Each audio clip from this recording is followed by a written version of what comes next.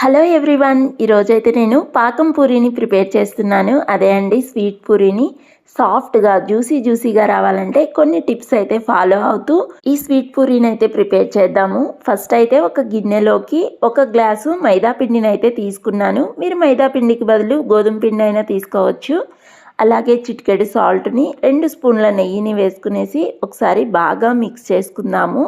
ఇది మనకు రవ్వ అయ్యేంత వరకు అయితే మనము దీన్ని మిక్స్ చేసుకోవాలి. అంటే బ్రెడ్ పొడిలాగా ఇలా మిక్స్ చేసుకున్నాక మన చేత్తో పిండిని ఫోల్డ్ చేస్తే ముద్ద అయితే అవ్వాలి. ఆ తర్వాత కొద్దిగా వాటర్ని అయితే యాడ్ చేసుకుంటూ సాఫ్ట్ ముద్దలాగా అయితే ప్రిపేర్ చేసుకుందాము.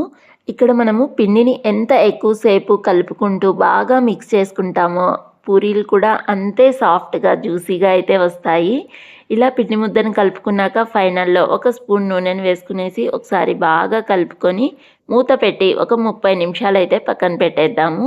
ఆ తర్వాత షుగర్ పాకం కోసం స్టవ్ వెలిగించుకొని ప్యాన్ పెట్టుకొని 1 గ్లాస్ షుగర్ని 1 గ్లాస్ వాటర్ని యాడ్ చేసుకొని బాగా మిక్స్ చేసుకుంటూ ఈ షుగర్ని అయితే కరిగించుకుందాము.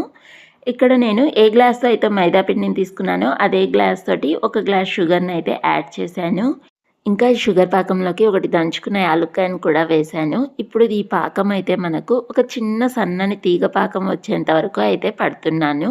ఇలా సన్నని తీగ పాకం మీద పడితే 4 రోజుల వరకు నిల్వ ఉంటాయి. అలా కాకుండా కొంచెం ముదురు పాకం పట్టుకుంటే కనుక 15 రోజుల వరకు అయితే మనకు ఈ స్వీట్ పూరీలు నిల్వ ఉంటాయి. ఆ తర్వాత స్టవ్ ఆఫ్ చేసుకొని పక్కన పెట్టుకుని మనం ఆల్రెడీ పిండిని కలిపి అయితే పెట్టుకున్నాం కదా, ఈ పిండిని అయితే చిన్న ముద్దలుగా అయితే ప్రిపేర్ చేసుకుంటున్నాను. ఇలాగే అన్నిటినీ అయితే ప్రిపేర్ చేసుకున్న తర్వాత బల్ల మీద అయితే కొద్దిగా పొడి పిండిని వేసుకునేసి చపాతీ కర్రతోటి పల్చగా అయితే రుద్దుకుందాము రౌండ్గా. ఇలా రుద్దుకున్న తర్వాత దీన్ని అయితే త్రికోణం షేప్లో అయితే మడత పెట్టుకునేసి రెడీ చేసుకుందాము. ఇలా వీడియోలో చూపిస్తున్న విధంగా రెడీ చేసుకున్నాక మళ్ళీ కొద్దిగా పొడిపిండిని వేసుకునేసి మరీ మందంగా కాకుండా అలా అని పలుచుగా కాకుండా అయితే మధ్యస్థంగా ప్రిపేర్ చేసుకొని ఒక ప్లేట్లోకి అయితే వీటన్నిటిని అయితే తీసి పెట్టుకుందాము. ఆ తర్వాత వేడిగా ఉన్న ఆయిల్లోకి అయితే ఒక్కొక్క పూరీని అయితే వేసుకునేసి మంటను మీడియం ఫ్లేమ్లో పెట్టుకొని ఫ్రై చేసుకోవాలి.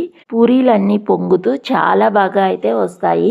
మన షుగర్ పాకం కనుక ఏమన్నా చల్లగా అయితే ఇప్పుడే అయితే ఇంకో పొయ్యి మీద వెచ్చ చేసుకునేసి వేడిగా ఉన్నప్పుడే ఈ పూరీలను అయితే మనము షుగర్ పాకంలో వేసుకొని కనీసం అంటే 1 నిమిషం సేపు ఉంచుకొని 2 సైడ్స్ అయితే అద్దుకొనేసి ఒక ప్లేట్లోకి అయితే తీసుకుందాము.